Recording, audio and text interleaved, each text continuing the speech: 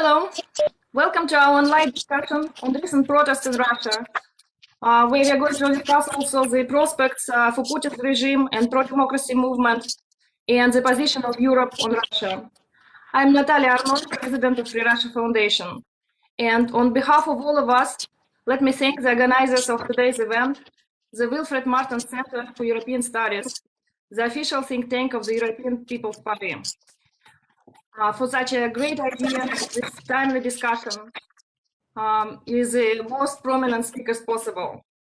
We are going to discuss the latest developments in Russia, the biggest nationwide confrontation in years between the Kremlin and its opponent, when tens of thousands of Russians went out to the streets in all 11 time zones throughout the entire country, of all ages, to take part in the biggest sanctions rallies since 1991.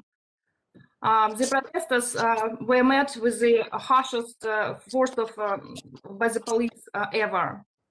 And they were demanding the release of the imprisoned Russian opposition leader Alexei Navalny, who was immediately detained upon his arrival to return to Russia from Germany, where he was recovering a near-fatal poisoning with the military-grade, state-produced Novichok. Of course, the protests were bigger than Navalny's wrongful imprisonment or his video expose of a $1.3 billion Putin's palace, or Rottenberg's palace, and which was watched by over 113 million viewers, Russians and global audiences. We have fatigue with Putin in the Russian society, which is difficult to silence with just a sham plebiscite or a brutal crackdown by the police. So let me introduce our distinguished speakers today. So we'll have the Honorable Karl Bильdт, board member of our host organization, the Mартенс-center, and co-chair of the European Council on Foreign Relations. Also a former Prime Minister and former Foreign Minister of Sweden. He was member of Swedish Parliament and leader of the center-right moderate party. It's also my honor to introduce the Honorable Mikulаш Dzurинda, the president of the Mартенс-center. He was former Prime Minister of Slovakia, also Minister of Transportation, Minister of Foreign Affairs, a founding member and a chairman of the Slovak Democratic and Christian Union Democratic Party. And it's my pleasure to introduce Vladimir Milov, a Russian opposition politician, economist, energy specialist, popular YouTuber, former Deputy Minister of Energy, and undoubtedly a future Prime Minister or Foreign Minister of a free and democratic Russia. So let me also remind everybody that our event is being live streamed on Facebook. So please ask your questions. We have a lot of time, I hope, for your questions. The hashtags of our event is hashtag.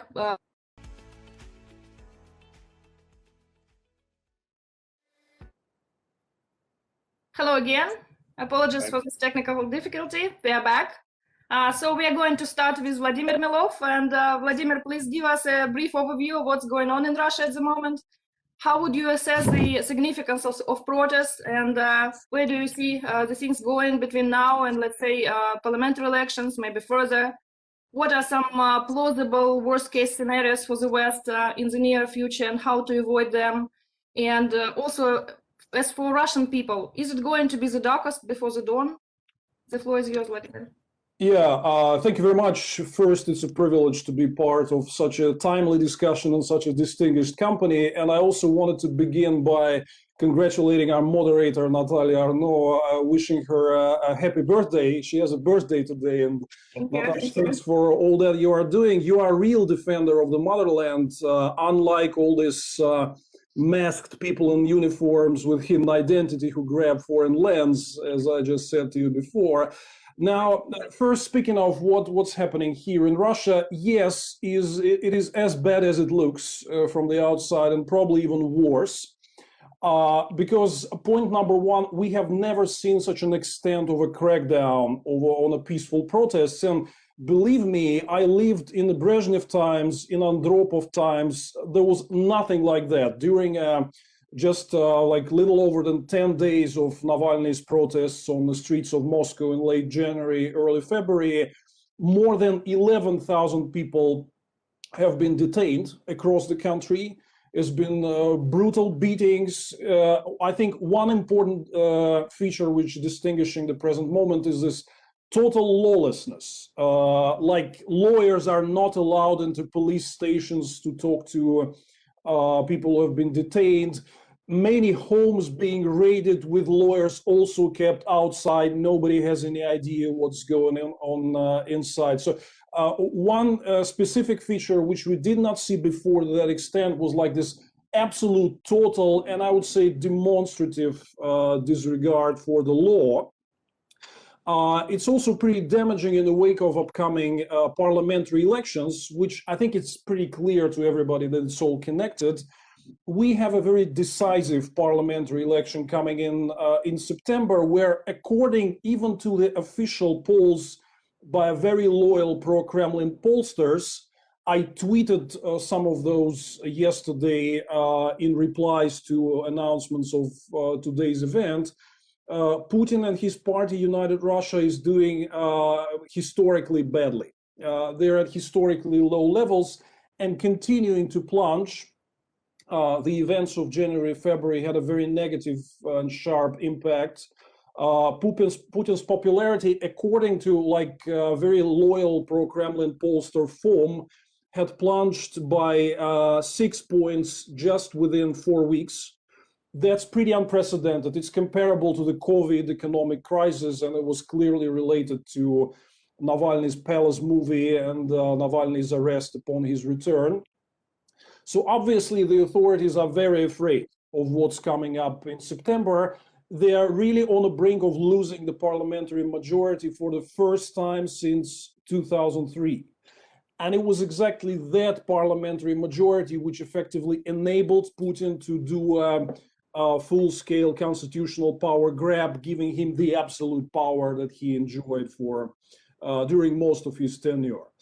So we are in a very unfortunate situation when most of the infrastructure of the opposition has been largely smashed during this recent crackdown.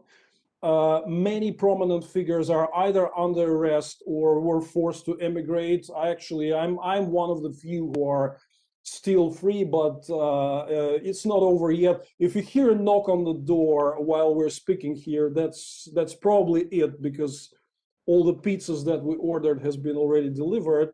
So that's a pretty tough atmosphere in here. You must understand one thing: we cannot talk about a normal election campaign in such a circumstance, in such an environment. That tyranny has to be stopped. The repression has to be ended. If it is not ended, then we cannot talk about even remotely free and fair elections that are scheduled for September. It's clearly that Putin wants it to be Lukashenko style, but it's also very important for the free peoples of the democratic world to understand that in such a repressive atmosphere, this will not be election. It will be something else. And a very important point about Western reaction, particularly European reaction, and what the West can do in this situation. Now, you can just take a look at replies at my recent posts in social media to see that our supporters, the opposition supporters, are, not to understate it, extremely disappointed with very limited action that Europe has taken so far as a response to what Russian government is doing to Navalny, to the crackdown on democratic protests. It's not just, I mean, we're not like talking about some specific actions right here. We're talking about a show of solidarity, because people who have democratic aspirations in Russia, they really hope that democratic cross-border solidarity with all the free peoples of the democratic world, these are not just empty words. And values are more important than commercial ties with Putin's regime. So unfortunately, again, let me put it mildly, we did not see much of the action on the side of Europe, United States so far, reacting to, again, I would stress, unprecedented brutality and a total disregard for the law, unseen in decades, Again, we're probably outpassing Brezhnev and Andropov times by certain criteria with the recent crackdown. So I'll be happy to discuss this in more detail. I know how complicated it is to reach a consensus in Europe, also to follow the rule of law in imposing sanctions. It's a tough process. You don't have to explain me, I know. But we need, I'm just translating not my personal opinion, but like many thousands of my followers who've been reaching out to me in the recent days, saying that we need to see more action on the European side in response to Putin's tyranny. And I'll finish with quoting, I just tweeted a very nice picture posted out by European People's Party group in the European People Parliament, who say, hit Putin where it hurts, money. This is what we have been talking about for ages, that Putin's oligarchy likes to keep their money in the West, particularly in Europe, bribe European officials, politicians, business, and so on. That has to be stopped, and I think it's time to act. I'll stop here and would love to hear what my dear friends and colleagues have to say. Thank you so much, Vladimir. Thank you, very valuable input. Mr. Bильдт, for the entire period of Putin's rule, let's be honest, Europe, the West, has been appeasing Putin, despite his increasing domestic repressions or global escapades. But what Vladimir just explained, all this situation with Navalny, Novichok arrest, brutal crackdown by the police of protesters when they were denied basic rights, as Vladimir put it, total lawlessness, all this increasing amount of draconian laws. Isn't it a turning point? Isn't it enough? Putin is threatening the EU with cut of ties, and as we heard, Mr. Lavrov said it's Europe's fault. Clearly, Putin continues to talk with the West with the language of power and continues showing his muscles to the West. Is Europe going to yield to him? Is it possible to respond to Putin with one voice or with also many different national interests? It's impossible. And also, is there a united transatlantic front on that? Thank you. Thank you, and a pleasure to be with you, particularly to see that Vladimir is still with us. We hope that the door will stay quiet for a prolonged period of time, I have to say. I think, Natalia, you are right in pointing out this is a critical period. I think we are at the watershed period. Vladimir Putin has been in power in the Kremlin for 21 years, nearly. It's a long time. Things have been changing gradually during that period. It's not been uniform, neither the Russian policy nor the Western response to it. I was around in periods where we were still harboring beliefs and dreams of being able to cooperate much more closely with a Russia that is still a great and important European nation. But clearly we are now in a different situation. This particular situation, the acute one, started with the absolutely extraordinary event of the attempt to murder Alexei Navalny. They've been trying to put him to prison and all sorts of things for a prolonged period of time. No question about that. He is not a favorite of the Kremlin, mildly speaking.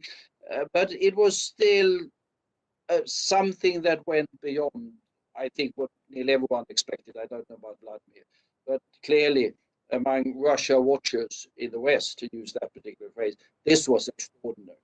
Why was that done?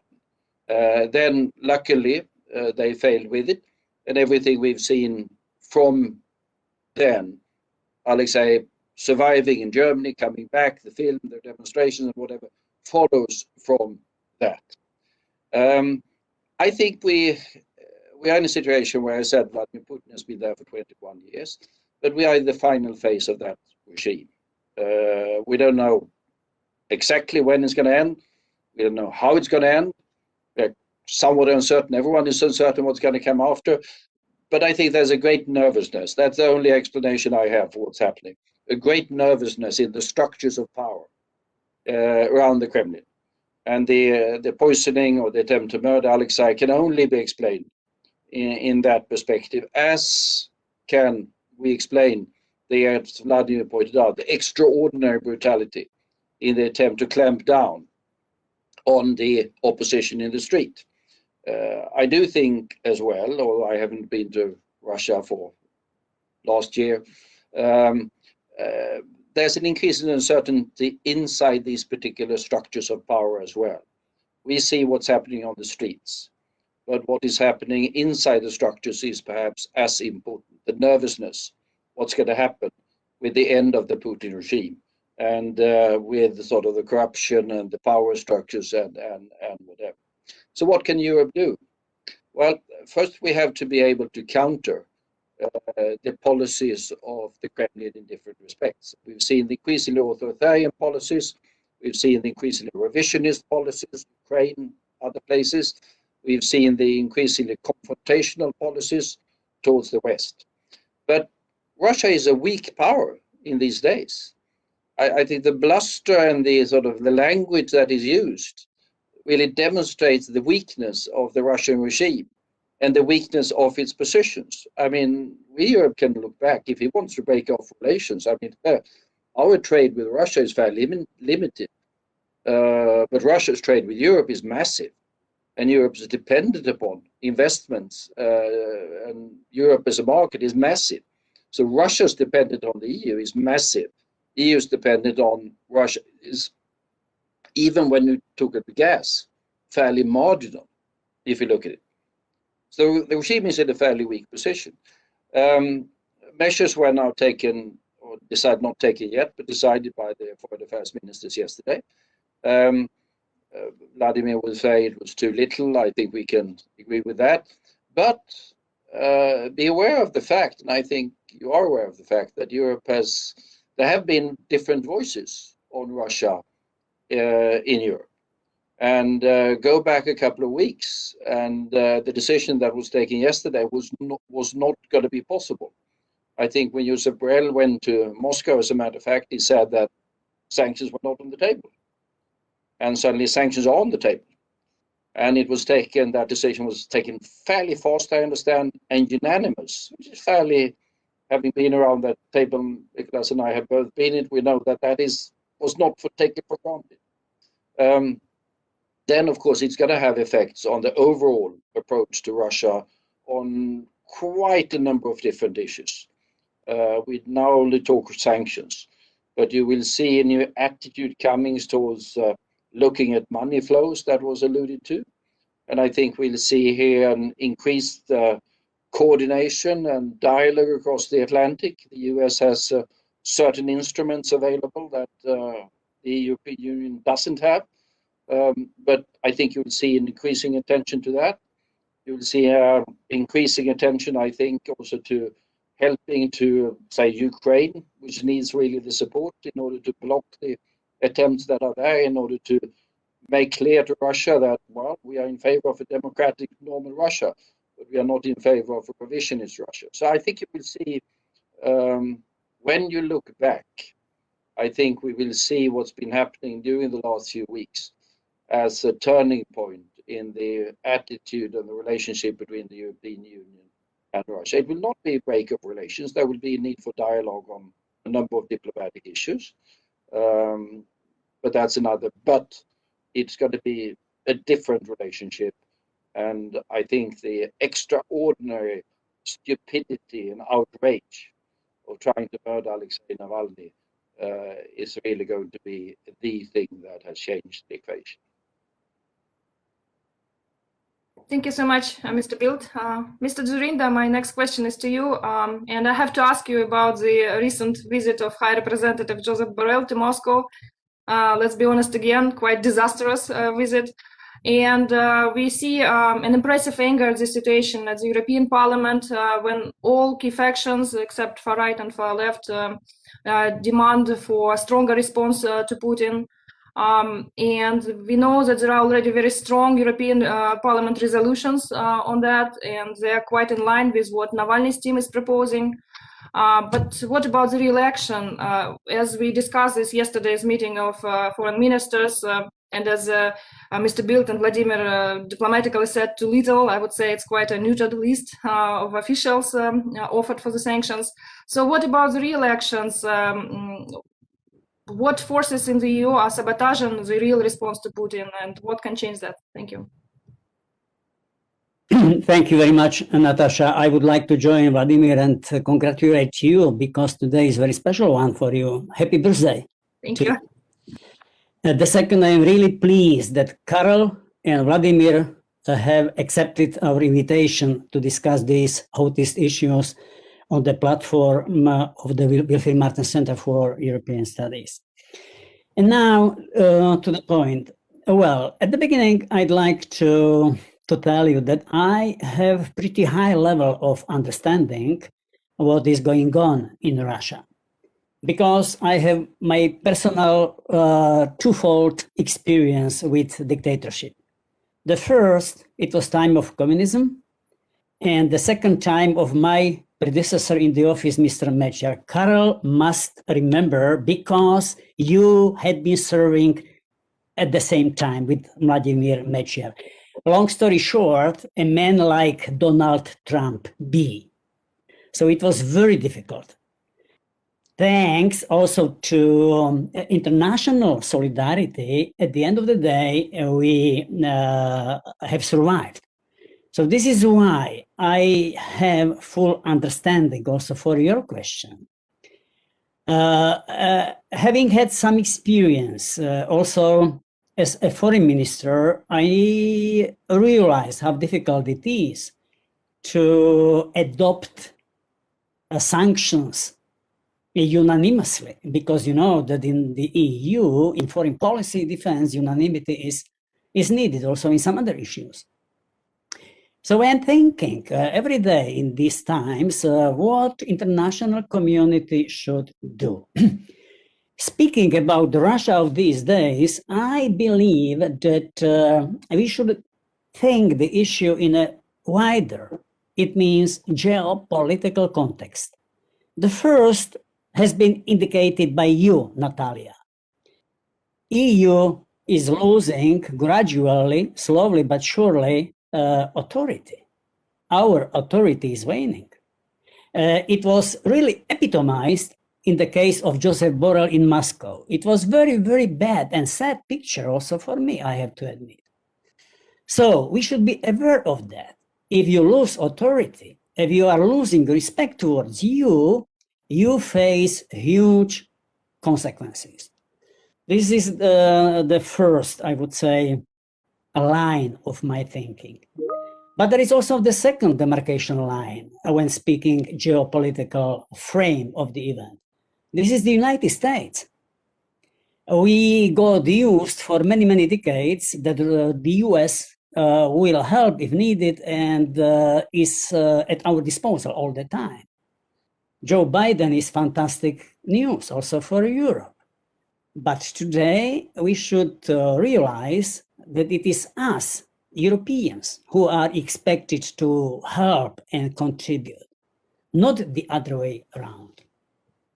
So, making long story short, given my own experience, agreeing with Karl that this is a real turning point in EU-Russia relations, I would only add that there is something like expectations on the Russian side, on the side of the democratic opposition and freedom fighters. And we should meet these expectations. This is why, and I will be very frank, because otherwise it has no sense, I think more and more that our action should be really bold, maybe for some people crazy, but very bold and tangible. I aim at Nord Stream 2 project, being very, very frank. I realize that without Germany, it is impossible, because this is a bilateral, economic, but also geopolitical issue. So without Germany, it is impossible. So Karl knows about my idea, and I will deliver this idea also at the next EPP Presidium meeting. maybe this is a bit crazy, but I'm a thinker in these days. I must be crazy a bit. So maybe it is possible, it would be possible to organize a coalition of willing who would help Germany to adopt such difficult, unprecedented, I would say, decision. I realized that the project is very costly. I realized that only a few miles is needed to conclude the project. But I believe that in case of our European solidarity, with the contribution of the United States, it would be possible to compensate to a large extent these losses. And I'm speaking just about potential possibility to enforce Putin, to reduce this strange pressure on freedom fighters in Russia, as Vladimir spoke about, so I would say concretely and also with some level of emotions. So maybe this way could be followed or taken into account. Otherwise, I don't believe that Putin will take our reaction solidarity, even though I agree with all those who are calling for personal restrictions as well. It is painful, it is welcomed. I am also happy that yesterday foreign ministers have decided something, but at the same time, I understand a lot that these measures should be followed or should follow with some more tangible, more concrete sanctions of economic nature. And this is why I picked up this very, for Putin regime, for the Kremlin sensitive project as the pipeline Nord Stream 2. Thank you so much, Mr. Dzurинda. You actually anticipated the question, this question by your colleague Roland Freudenstein, who asked that I believe Nord Stream 2 is probably the biggest geopolitical mistake by the German government of the past decade. It splits the EU, supports Kremlin corruption, and weakens democracies such as Ukraine. Can it still be stopped? So maybe since you already talked about that, I also will ask Vladimir Milov about Nord Stream 2, and why do you think Europe is not using this Nord Stream 2, canceling Nord Stream 2 as a stronger leverage against Putin to moderate his recent behavior? And since you will be responding and we don't have much time, just another question from Elena Sergeyeva, our listener. So how do you and the Anti-Corruption Foundation react to this news regarding the EU sanctions against Kremlin? As the rumor says that only a few people from Navalny list will be sanctioned. Is it disappointing? Is there anything else to do to force the whole list to be considered? Thank you. Thank you, Natasha. First, on Nord Stream, I think generally the word which characterizes everything is that the EU in general and Germany in particular have simply overslept this project, because Putin have simply outsmarted people. He pursued this project, notice he didn't come and say, look, I have this big geopolitical weapon, I'm going to be bashing it on you. No, he didn't do it like that. He perceived it as like a, small size, just another commercial project done by companies, creating ties with local community. Like one of the biggest allies, obviously, in Europe and in Germany is the government of Mecklenburg-Vorpommern, which basically enjoys some new jobs being created because of Nord Stream 2, and so that's explainable. So Putin had managed to create this very successful network of supporters, making it dressed up as a purely commercial project, and many people in Europe have simply overslept this threat coming in, which is why the reaction is too little too late, because the damage has been already done. I think this goes back to generally reassessing the relations with Putin, because in European discussion these days, we see it like, oh, there's this big problem country, Russia, with rogue regime, we need to do something about it. Listen, it's not just a country out there somewhere in the northeast. First, it's part of a very strong cartel of dictatorships, including China, Iranians, Bashar Assad, Lukashenko, anybody else who want to take on and attack the liberal democratic order. So it's not just a private Russia issue that we're discussing here. Russia is part of the bigger problem. And second, if the past 20 years of Putin had taught us something, it's that Putin's lawlessness and brutality and aggression doesn't end up at home with using it against Russian opposition. Next step, it will be exporting it, which it has always done, and attacking other countries, poisoning people, European citizens at a European soil. So the Novichok thing is, yes, it's mostly used against Russian oppositioners, but not only. And where is the guarantee that he will not use it tomorrow against his European counterparts? So I think the look at Russia should be bigger, that Putin wants Europeans to have pursuing his efforts, projects, aggressive moves, interference, and so on. You need to really calibrate that stuff. And on a recent decision, I would agree with Karl Bильdт, because I'm a little bit more advanced person who knows the inside of how these decisions are made. I understand how difficult it is, given that EU has 27 member countries with different opinions, politicians who have to respond to their constituencies, who have jobs dependent on relations with Russia, local self-governance. Again, we come back to Mecklenburg-Vorpommern, which is very dependent on development on Nord Stream 2 and so on. I'll know how complicated it is. So I just said in my remarks that yesterday's decision was better than nothing.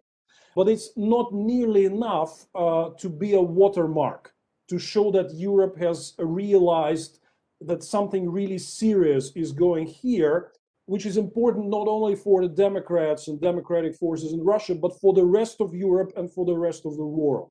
So yesterday's decision is a move in the right direction. There is still a way to go. I see that there are good forces in Europe which understand the threat. Again, coming back to EPP groups phrase, hit Putin where it hurts, money. So there is still hope. I hope that my European friends will sort of get on the right track. They're halfway there, and I'm here to just fully support and assist this process all the way I can. Thank you, Vladimir. Mr. Bильdт, as Sweden's former foreign minister, you were in office during a number of milestones in recent Russian history, including the annexation of Crimea. But now, is it the biggest confrontation between the West and the Kremlin? How would you describe the evolution, or maybe the opposite of evolution, the regression of Russian foreign policy? The strategy, tactics, the competence of its personnel throughout these past 2 decades. Have you seen any dramatic shifts lately? And also, what surprised you in Russian foreign policies, if any? Thank you. Well, I've been surprised by lately the very confrontational tone that has been taken by Sergei Lavrov. He's done it before at different occasions. He is certainly capable of that. He's capable of a lot of different things. But I've also been through periods where we've had a fairly constructive relationship with Russia in spite of disagreements. Diplomacy is the art of handling disagreements in a constructive way. But Russia has gone very confrontational in its language and its attitude to primarily the European Union. And I interpret that as sort of aggressive defensive from a nervous position. If you don't have anything else to do, you can sort of be aggressive in your diplomacy in the way they've been doing. Also, the Twitter feeds and the spokesperson of the Med is fairly extraordinary. I mean, it is not building friends.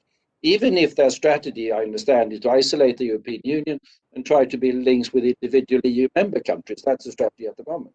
But what they are doing now is counterproductive. I mean, distinctly counterproductive. And I explained that out of the more sort of defensive position that they have. On what to be done, because I think all need to do something. I'm not convinced that the Putin regime stands and falls with Nord Stream 2. I would focus on two things. I would focus on illicit money flows of different sorts. Definition of illicit can become somewhat complicated, but clearly this is something that has not been that much in focus of Western policy making in the previous years. We saw in the extraordinary film on Putin's palace quite a number of different names. Some of them are on sanctions already in that particular corrupt circle, but not everyone is.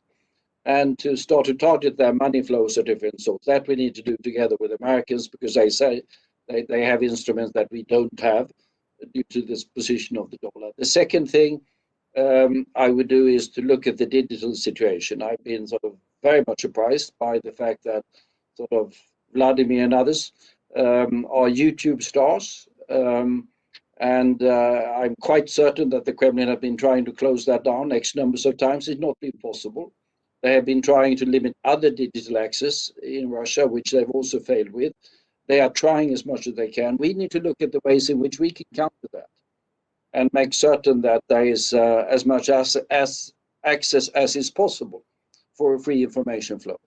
Because a lot of what I see going on in Russia today is a battle between what we call the television generation, those that the Kremlin reaches with the television, which is still a very powerful political instrument that they control, and the internet and the YouTube generation, which Vladimir and Alexei and others are reaching. And whatever we can do to make certain that that particular avenue for information, for debate, for dialogue, whatever we can do to keep that open, I think is going to be long-term, extremely strategic. So the illicit money flows in the West and the digital access in Russia itself are sort of two critical issues where I would devote some thinking to on what more concretely we could do, although some of the thoughts are perhaps not appropriate for public discussion. Sure. Thank you, Mr. Bildт.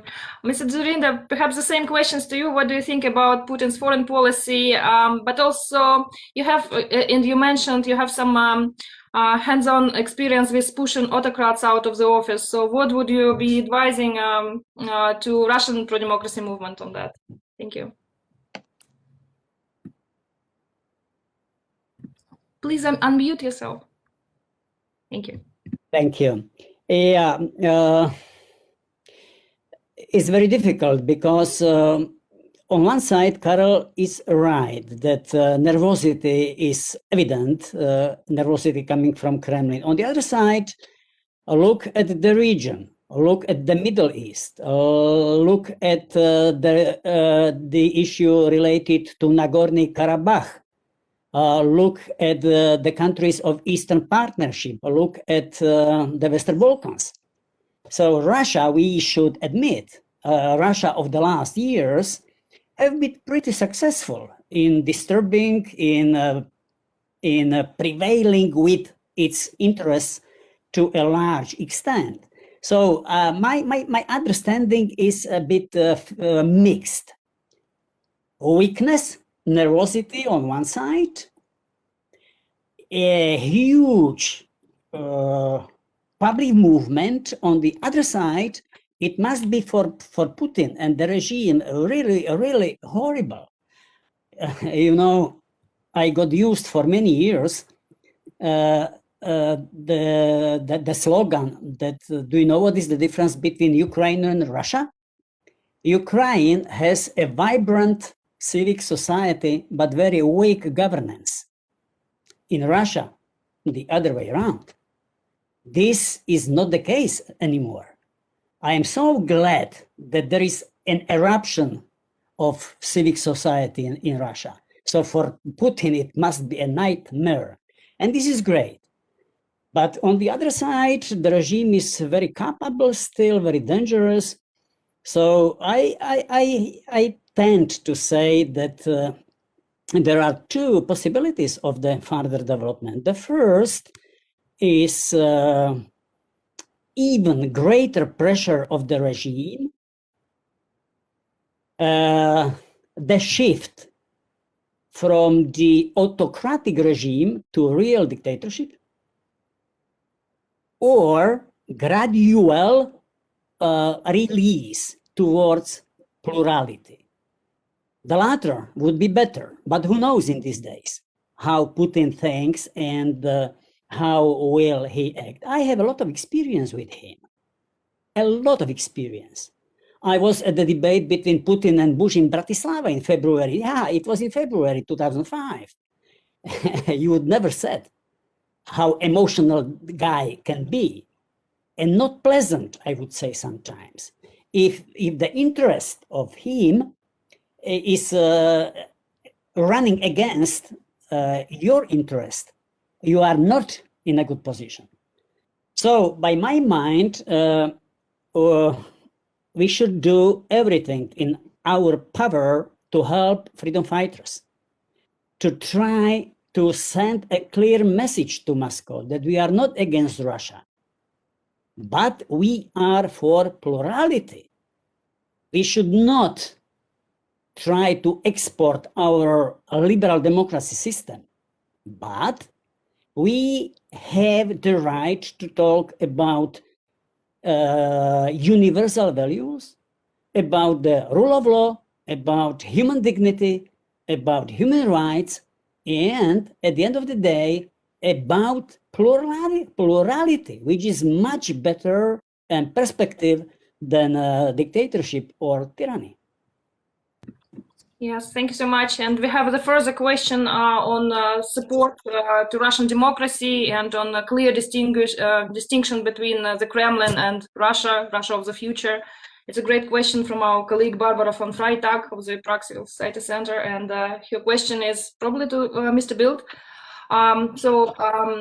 How it's possible to revive, reframe, revitalize the EU so-called fifth principle and develop it into a proper and visible policy of support and solidarity for those Russians who still see Europe as a partner? Thank you. I think it's important to look at different ways in which we can sort of increase the possibilities of people-to-people contacts and keep all of those channels open. It's not entirely easy. Because as Vladimir knows, I mean, people who are in contact with NGOs and whatever, they can easily be labeled foreign agents and all sorts of measures taken in order to restrict that. But we should not give up. That sort of developing those networks and those contacts are very, very important. And then I think it is very important to send the message that our door is really open to Russia. We really want Russia to be part of Europe. We see Russia as a great European nation. It belongs to the family long term. And when change happens in Russia, we will be jubilant. Because it is, of course, part of the propaganda of the regime to say that we are anti-Russian or whatever they say, which is first not true. But secondly, very important that we take that into account, to develop the policies, and try to develop all of the instruments of that sort of contact that we can. But the room has narrowed down. I've seen that during the last, say, 10 years, how it has been more difficult. But the fact that it's more difficult is perhaps a good reason for us to try even more. Thank you so much. Vladimir, in all our fairy tales, Russian legends, we have this saying about the villains, death is in a needle is an egg is in a duck, and so on. So where is Putin's needle? And also speaking about that as an expert on Russian economy, can you provide us with this current state of Russian economy with all this poor performance, poor handling of pandemic, inefficient economic policies with an absence of that, over 20 million of Russians living in poverty? How long the regime can survive all that? Thank you. First advice is never to oversimplify things. So people are always looking for this one magic clue, the silver bullet, which you crack it and you sort of change things. No, it's all of the above policy that I think shall be taken into account. And Putin also, I agree with Karl Bильdт, fundamentally agree that Putin's regime is very weak. Over 20 years, Putin did not build anything which can serve as a model to the rest of the world, what anyone would like to replicate, right?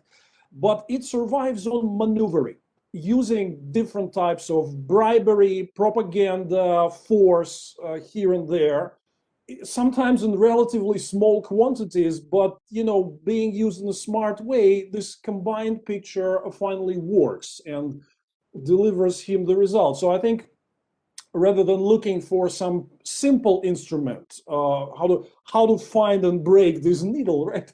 We need to understand the complexity. His survival is due to complexity of all the different means that he is using.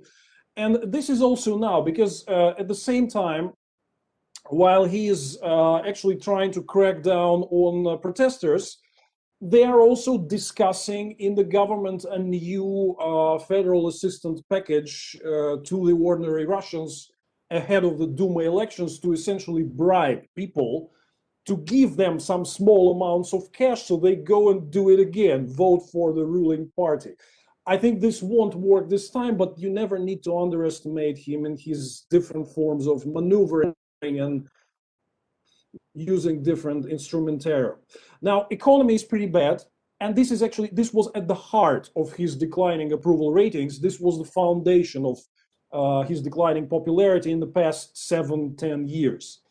Western sanctions have a great part to do with it, because don't believe those who say sanctions don't work. Oh, yes, they do, because Russian big businesses, state-controlled companies have essentially lost access to foreign credit. This was something that has driven our economic growth before 2014, before we attacked Ukraine. So sectoral sanctions really matter. If you remove sectoral sanctions, we'll have Morgan Stanley, JP Morgan bringing in billions immediately, and we'll have 7% annual GDP growth, and Putin's popularity will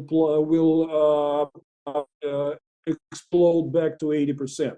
So sectoral sanctions matter, right? Economy really matters.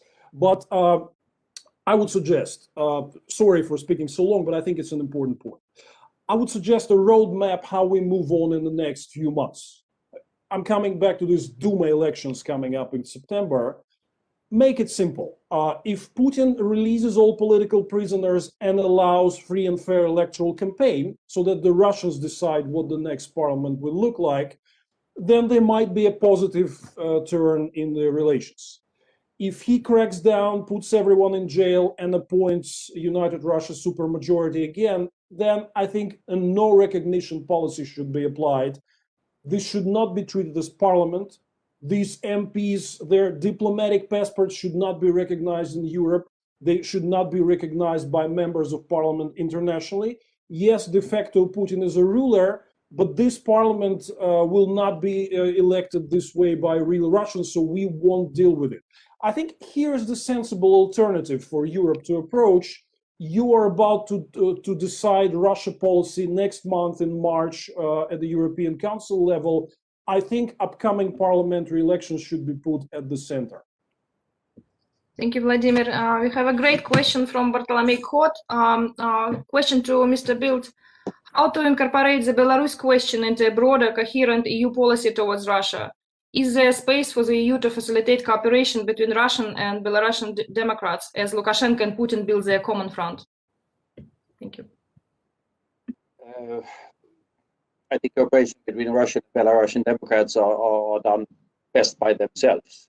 I mean, these are two countries that are sort of essentially friendly with each other and have very good relationship on a people-to-people level.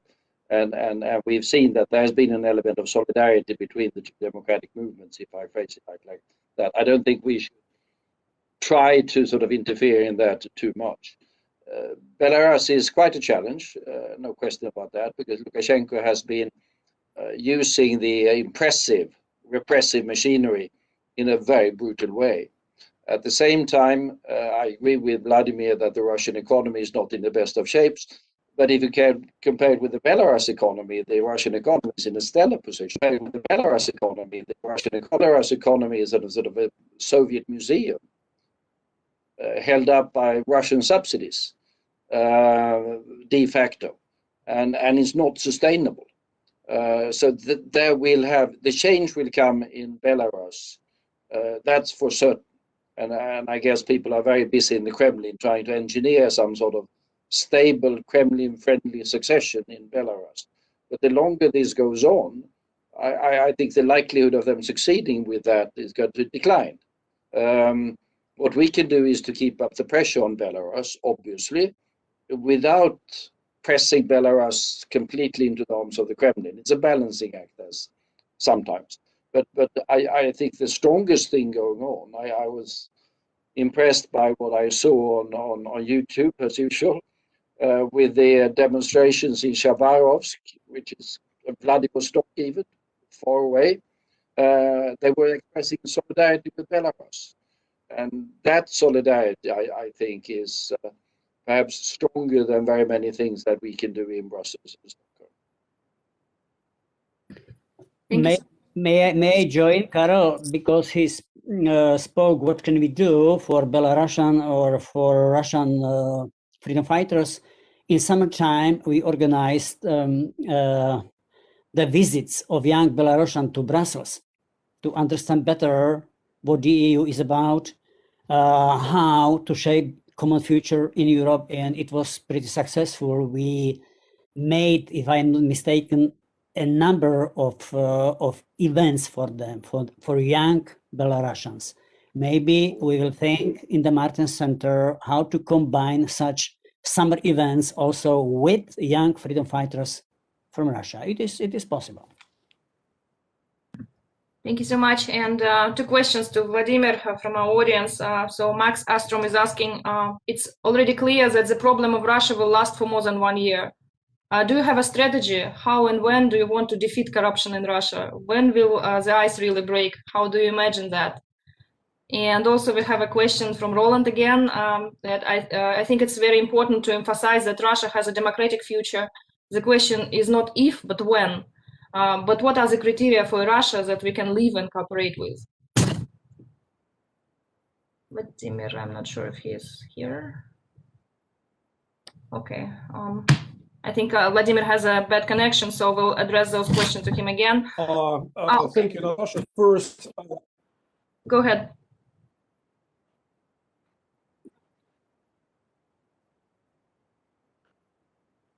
Can you hear me now? Yes, go ahead. So it's my connection. Yeah, can you hear me now? Yes. Yeah. First, I think we are right now in the process of reassessing the situation because it very rapidly spiraled into a crackdown, a total crackdown on the protest movement, like a total clash between Putin and the opposition network, which has been built for years.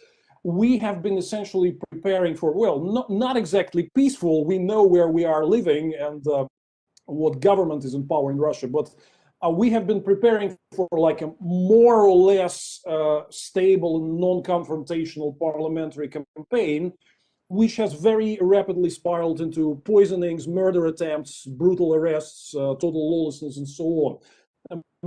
Many people ask us the question in this environment, what is the strategy? We do have some ideas how to go forward, but we need to reassess the damage first, because our strategy that is solely focused on Duma elections, it suffered a very serious blow at the moment. I think everybody understands that. So my suggestion is please be patient and don't ask us to come up with some very clear roadmaps on what to do tomorrow, the day after, on Friday, and so on, because we are under enormous pressure and we need to do a serious reassessment. But the historical trend is there. Like Karl Bильdт said, this regime is entering its final stage.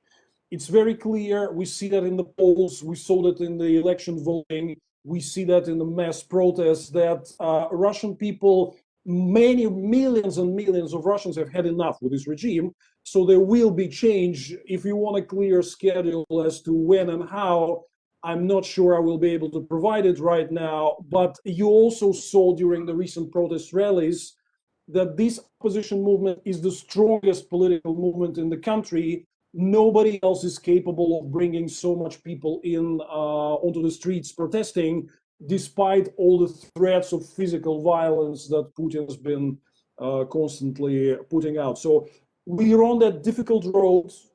No specific schedule that I can offer so far, but believe me, we will not give up this fight.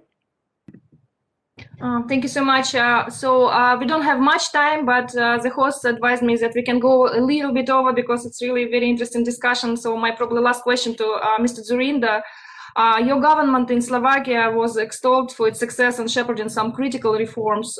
What do you think? Is Putin's government capable of reforms? And what are low-hanging fruits? Where can they start? And is it even possible? Thank you. Please unmute. Thank you. Look, I realize that Russia is not Slovakia or Czechoslovakia, but on the other side, I'm pretty convinced that there are something like a universal approach how to restructure economy, how to promote reforms. By the way, with Mартенс-центра, we had been operating for years in Ukraine, sharing our experience from reforms. A lot of former prime ministers, defense ministers, finance ministers, a lot of experts visited not only Kiev, but also Dnipropetrovsk, Kharkiv, Lviv, many other cities. And I believe it was a success. So I strongly believe that Russia enjoys a number of experts and really real reformators, such as Vladimir, for instance. He has a lot of experience from economy, especially in the branch of energy. By the way, I remember also some positive times in recent Russia history. Yegor Gaidar, for instance, Boris Nemtsov. So I remember a period of time. Mikhail Kasyanov, by the way, prime minister. So I remember some episodes when Russia had been able to promote reforms. Now the need is back. Absolutely, I'm convinced that a strong generation of economists and reformers, such as Vladimir, will emerge if they are getting a chance to come and to promote. I believe in such a future. In this case, I would be much more than happy to contribute, to share our experience, because it was really something. Thank you so much, Mr. Dzurинda. And let's have some concluding remarks, a la Karl Bильdт 60-second style. Let's start with Vladimir. Anything you haven't covered you want to address to your European counterparts? I can agree with what. Thank you so much. It was a great discussion, and we are in constant touch with our European colleagues. Again, I will have to say that we understand all the complexities, but look, Europe serves as a role model. Free democratic Europe serves as a role model for people with democratic aspirations in Russia who want to build a better Russia, more suitable for living. Based on your experience, Russian Democrats consider European Union a great success story in that regard, and we need your help. We can't do it alone, because if many Europeans, unfortunately, who are still doing that, we will continue to enable what Putin is allowing himself to do at home. That is unacceptable. That will only strengthen him. So we suggest that together we act to actually put this brutality, tyranny, and oppression to an end. Thank you, Vladimir. It's always great to see you. Please stay safe. Mr. Bильdт, please, the floor is yours. Well, I agree very much with what Mikuláš said, that there are lots of competent people in Russia. There is, in my opinion, a sort of liberal technocratic elite in the country. That is impressive, an economic tradition, a reform tradition. We saw that there were years when we saw a lot of that, which was very impressive. Then politics have turned the worst in the authoritarian, in the revisionist, in the confrontational direction for all sorts of reasons. But once we are over this particular stage, and there will be a time after this time, when this regime really reaches its end, we would certainly hope that the policies of Russia will turn away from the authoritarian, away from the revisionist path. And then I think the prospects for cooperation between Russia and the European Union are really quite great. Russia has a lot to contribute to Europe, to the European Union, and hopefully we have, Vladimir, something to contribute to the development of Russia also when these dark days are behind us. Thank you so much, Mr. Bill. Definitely agree that Putin's regime has its expiration date and Russia has a lot to offer. It's a very talented, very good country. I really miss it and love it very much. Mr. Dzurинda, thank you so much for hosting that event. Please, your concluding remarks. Well, I am pretty sure, as Roland Freudenstein has expressed a minute ago, that plurality will win in Russia at the end of the day. Why? Because the people's movement, engagement of different NGOs are not about an ideology or party politics. This is about freedom. This is about human dignity. This is about human rights. And this is why I strongly believe that this movement can be even broader. And at the end, it is a great potential to grow and to decide at the end of the day. The sooner, the better. I thank you all. It was fantastic that we could meet. Vladimir, stay healthy, safe, and free. Karl, many thanks. And Natalia, you can now celebrate your birthday. Thank you. Thank you so much. Thank you. It was very great and engaging discussion.